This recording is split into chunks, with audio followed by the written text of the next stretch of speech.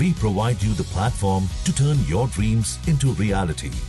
Give wings to your aspirations with KR Mangalam University.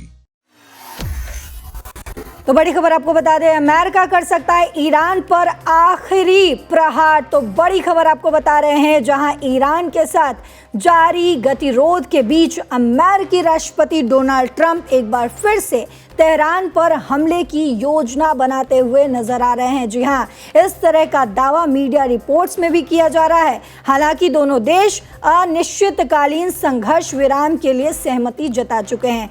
Axios ने अनाम सूत्रों का हवाला देते हुए बताया है कि अमेरिकी सेंट्रल कमांड यानी कि सेंटम ने ईरान के खिलाफ सैन्य कार्रवाई के लिए एक नई योजना तैयार कर ली है। रिपोर्ट के अनुसार centum commander admiral Brad Cooper Trump को नई योजनाओं के बारे में जानकारी देंगे। ऐसे में ये संकेत मिलता है कि ट्रंप या तो शांति वार्ता में आई रुकावट को तोड़ने के लिए या फिर युद्ध खत्म करने से पहले आखिरी प्रहार करने के लिए ईरान के खिलाफ बड़े पैमाने पर सैन्य अभियान शुरू फिर से करने पर गंभीरता से विचार कर सकते हैं। वहीं रिपोर्ट्स के मुताबिक अगर आपको जानकारी दें तो अमेरिकी सेंट्रल कमांड ऐसी योजना पर विचार कर रहा है जिसके तहत ईरान पर छोटे और जोरदार हमलों की एक लहर शुरू की जा सके।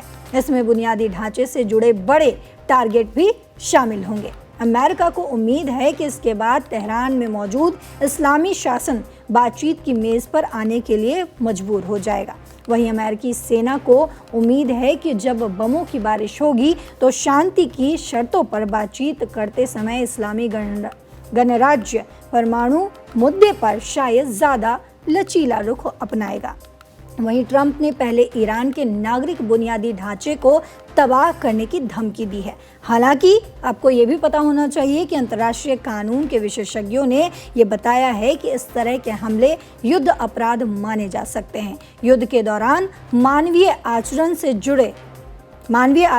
जुड़े 1949 के जिनेवा कन्वेंशन के तहत नागरिकों के लिए ज़रूरी माने जाने वाली जगहों पर हमला करना प्रतिबंधित है। वहीं अगर बात करें अमेरिका के दूसरे प्लान की यानी कि सेंटम की ओर से ट्रंप के साथ साझा किए जाने वाले एक अन्य प्लान में हॉर्मुज स्ट्रेट के एक हिस्से पर कब्जा करना है ताकि उसे दोबारा कमर्शियल शिपिंग के लिए खोला जा सके। लेकिन रिपोर्ट्स के अनुसार इस तरह के ऑपरेशन में ज़मीनी सेनाओं को भी शामिल किया जा सकता है। खबरों के मुताबिक आपको ये भी जानकारी दे दें कि ट्रंप ईरानी बंदरगाहों की अमेरिकी नाकेबंदी को तेहरान के खिलाफ अपनी मुख्य सौदेबाजी की ताकत मानते हैं। लेकिन सूत्रों का कहना है कि अगर ईरान फिर भी झुकने को तैयार नहीं होता है तो वो सैन्य कार्रवाई पर विचार कर सकते हैं। वहीं अगर तीसरे ऑप्शन की बात करें तो तीसरा ऑप्शन है ऑप्शन ब्रीफिंग में तीसरा विकल्प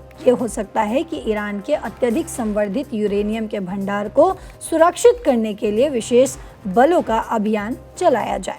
ट्रंप ने ईरान के परमाणु कार्यक्रम को एक खतरा बताया है और कहा है कि तेहरान के इस्लामी शासन के खिलाफ युद्ध शुरू करने के पीछे ये एक मुख्य कारण है जो अब 60 दिनों से भी ज़्यादा समय से जारी है।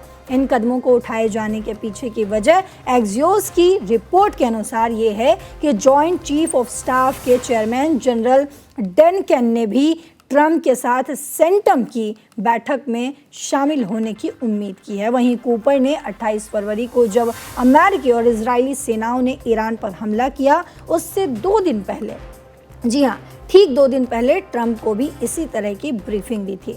ईरान ने इसके जवाब में इजराइल और खाड़ी देशों में मौजूद अमेरिकी ठिकानों पर अपने हमले किए, जिससे मध्य पूर्व और बाकी दुनिया गंभीर आर्थिक संकट में डूब गई। वहीं रिपोर्ट्स में ये भी दावा किया गया कि इस ब्रीफिंग ने ट्रंप के युद्ध छोड़ने के फैसले में अहम भूमिका निभाई है। हालांकि ट्रंप ने खुद एक्सियोस को बताया है कि वो ईरान पर नौसैनिक नाकेबंदी को बमबारी से कुछ ज़्यादा असरदार मानते हैं। तो अब भी जहां हम देख रहे हैं कि पश्चिम एशिया में हॉर्मुज संकट जो है लगातार बना हुआ है और हॉर्मुज को लेकर जो सीज फायर का ऐलान अमेरिकी राष्ट्रपति डोनाल्ड ट्रंप की तरफ से किया गया अनिश्चितकाल के लिए, उसमें फिलहाल कोई बदलाव होता नहीं नज़र आ रहा है, यानी कि जो है युद्ध पूरी तरीके से रुकता हुआ नज़र नहीं आ रहा है, क्योंकि लगातार डोनाल्ड ट्रंप की तरफ से कई बयान जो हैं वो सामने आ रहे हैं। लेकिन आने वाले समय में क्लियर हो जाएगा कि आखिर स्ट्रेट ऑफ हॉर्मूज को लेकर जो जंग लगातार जारी है वो जारी रहेगा या फिर रुकेगा।